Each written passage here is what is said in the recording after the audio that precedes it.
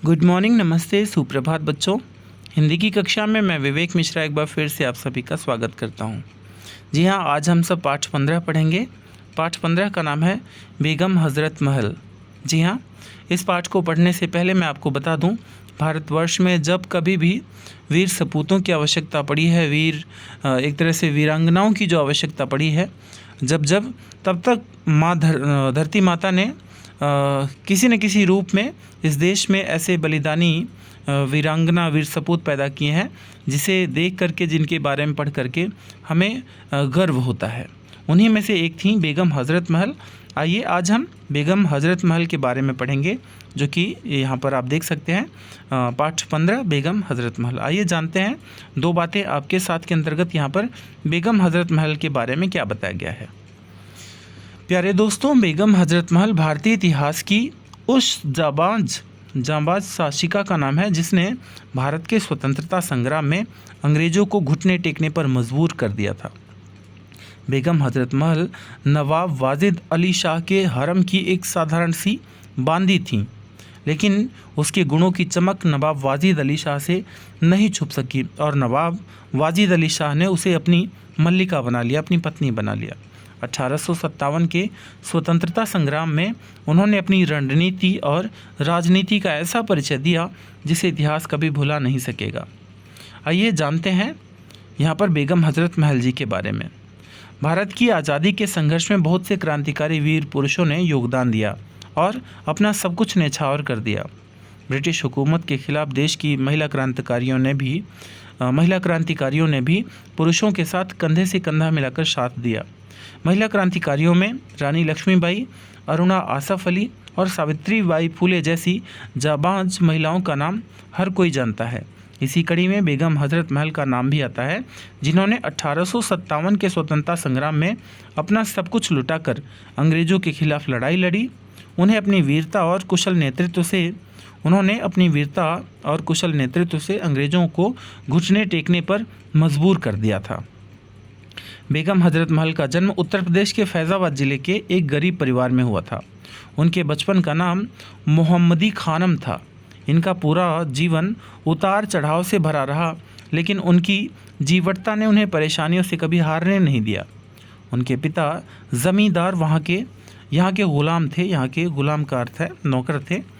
इस लिहाज से घर की स्थिति ठीक नहीं थी, अतः उन्हें लखनऊ के शाही हरम में बांदी के तौर पर शामिल किया गया।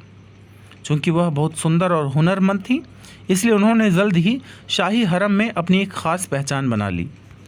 बाद में लखनऊ के नवाब वाजिद अली शाह की नज़र उन पर पड़ी, तो उसने उनको अपनी शाही हरम परी महल में शामिल कर लिया। अपूर्व सुंदरी और गुणवती होने के कारण वे महल परी के नाम से जानी जाने लगीं। महल परी की सुंदरता का नवाब वाजिद अली शाह पर ऐसा जादू हुआ कि वो इनके दीवाने हो गए। महल परी की सुंदरता पर वे शायरी लिखने लगे। जी हाँ, इतनी सुंदर थी कि इन पे जो है शायरी लिखी जाने लगी और फिर उन्होंने महल परी को अपनी बेगम बना लिया, अपनी पत्नी बना लिया। जब बेगम हज़रत महल ने अवध के वारिस बिरजिस कद्र को जन्म दिया, तो नवाब ने उनका नाम महल परी से बदलकर बेगम हज़रत महल रख दिया। आगे वह इसी नाम से मशहूर भी हुई। इस तरह उन्होंने बांदी से बेगम बनने का सफ़र तो तय कर लिया था, लेकिन ब्रिटिश हुकूमत के अधीन शाही ज़िंदगी को चला पाना आसान भी न था, क्योंकि अंग्रेज़ों का बढ़ता हुआ प्रभाव भारत के हर कोने में दिखाई दे रहा था। ब्रिटिश हुकूमत के पैर भारत में ऐसे जम चुके थे कि कोई बड़ी क्रांति ही उन्हें हिला सकती थी। 1856 में नवाब वाजिद अली शाह ने ब्रिटिश हुकूमत के अधीन सिद्धांतों को मानने से इनकार कर दिया। इस कारण अंग्रेज़ों ने अवध राज्य पर कब्ज़ा कर लिया और नवाब वाजिद अली शाह को बंदी बनाकर कलकत्ता, आज का जो कोलकाता है, वहाँ भेज दिया। नवाब के बंदी बनने के बाद बेगम ने अवध की राजगद्दी संभालने का फैसला किया।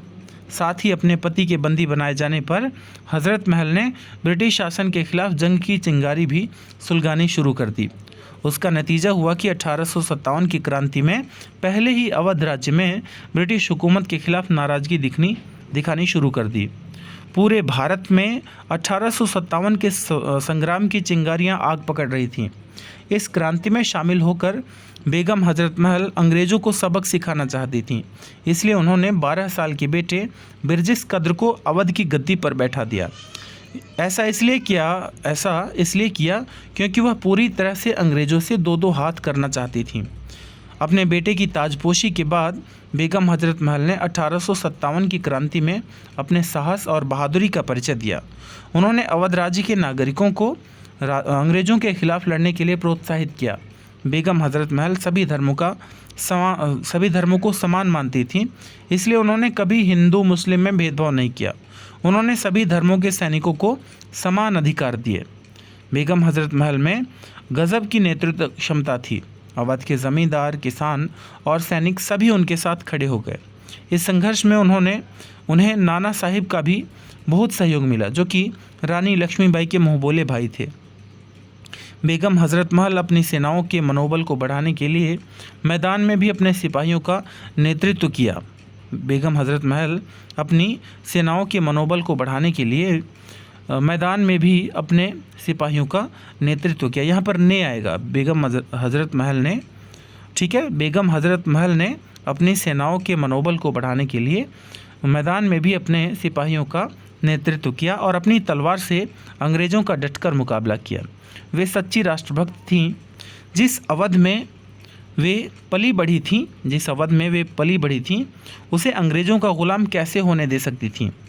उन्होंने अपने सैनिकों के स्वाभिमान को जगाया और ब्रिटिशों को नाको चने चबवा दिए। जब लखनऊ पर अंग्रेज़ी सेना के कमांडर सर हेनरी लॉरेंस ने धावा बोला था, बेगम हजरत महल की सेना ने उनके कुशल नेतृत्व में अंग्रेज़ी सेना को आगे ही बढ़ने नहीं दिया। विवश होकर हेनरी लॉरेंस को पीछे हटना पड़ा। अवधी सेना के पराक्रम को देख वह लखनऊ को छोड़कर भाग खड़ा हुआ। लखनऊ की सेना ने तुरंत लखनऊ पर अपना कब्जा किया। चारों तरफ बेगम हजरत महल की जय जयकार का उद्घोष सुनाई देने लगा। इस विद्रोह ने गुलाम भारत की सोई आत्मा को झकझोर दिया था। अब हर राज्य अंग्रेजी हुकूमत के खिलाफ अपने हथियार उठाने की ताक में था। लखनऊ विजय के बाद बेगम हजरत महल के वज़ीरों ने उन्हें अवध की बागडोर संभालने की सलाह दी। वज़ीरों मतलब मंत्रियों ने, लेकिन वे अपने बेटे बिरजिस को पहले ही गद्दी सौंप चुकी थीं। इसलिए उन्होंने बिना कोई पदवी लिए अवध की सेवा और अपने बेटे की देखभाल का जिम्मा लिया। इस पर विजय ने बेगम हजरत महल को आम जनता के बीच इस जीत ने बेगम हजरत महल को आम जनता के बीच लोकप्रिय और सम्माननीय बना दिया। वे अपने राज्य की सेवा एक कुशल साम्राज्ञी की तरह ही करती रहीं, लेकिन उनकी यह लोकप्रियता अंग्रेज़ों की आंखों में खटक रही थी। 1858 में अंग्रेज़ों ने पूरे दलबल से फिर से अवध पर हमला बोल दिया। इस लड़ाई का मुकाबला भी बेगम हजरत महल ने पूरी हिम्मत के साथ किया, लेकिन आधुनिक हथियारों और संसाधनों की कमी के कारण अवधी सेना इस बार अंग्रेज़ों के सामने कमज़ोर पड़ गई, जिसका लाभ उन्होंने उठाया और अवध पर कब्जा कर लिया। लेकिन अंग्रेज़ जब तक बेगम हजरत महल को बंदी न बना लेते तब तक उनकी यह जीत अधूरी रह जाती। अवध पर अंग्रेज़ों के कब्ज़े के बाद भागकर वे बहराइच जिले में शरण लेकर अगली लड़ाई की तैयारी के लिए सेना का संगठन करने में लग गईं। उस समय राजा जयलाल सिंह उनके मददगारों में थे। अंग्रेज़ों ने बेगम हजरत महल के पास एक संधि प्रस्ताव भेजा, जिसके अनुसार उनकी बगावत को माफ़ कर दिया जाता और उनके बेटे की परवरिश की जिम्मेदारी ब्रिटिश सरकार लेने को तैयार थी। लेकिन बेगम हजरत महल ने उनका यह प्रस्ताव ठुकराते हुए कहा कि वे अवध की आज़ादी से समझौता नहीं करेंगी। अंग्रेज़ों को जब यह पता चला कि बेगम हजरत महल बहराइच में है तो उन्होंने वहां हमला बोल दिया। लेकिन इस युद्ध में बेगम हजरत महल की हार उनकी अपनी ही सेना में पल रहे गद्दारों की वजह से हुई। आखिरकार उन्हें अपने बेटे की रक्षा की खातिर भागकर नेपाल नरेश के यहाँ शरण लेनी पड़ी। उनके स्वाभिमान से प्रभावित नेपाल नरेश राणा जंग बहादुर ने उन्हें रहने की जगह दी। उन्होंने सादा जीवन जीते हुए काठमांडू में रहकर अपने बेटे की परवरिश की। आखिरी सांस तक वे वहीं रहीं। 1887 को उन्होंने अपनी अंतिम सांस ली और वहीं की मिट्टी में दफन हो गईं। नेपाल में उनके नाम से उनका स्मारक भी बना हुआ है। लखनऊ में बेगम हज़रत महल की याद में एक विशाल पार्क का निर्माण किया गया है, जिसका नाम भी उन्हीं के नाम पर बेगम हज़रत महल पार्क रखा गया है। 1857 में अवध के सोए स्वाभिमान को जगाकर अंग्रेजी हुकूमत को ललकारने वाली इस वीरांगना का नाम इतिहास में स्वर्ण अक्षरों से लिखा गया है। तो आशा करता हूँ कि यह पाठ आपको बहुत अच्छी तरह से समझ में आया होगा। तो आज के लिए बस इतना ही। धन्यवाद। आपका दिन शुभ और मंगलमय हो।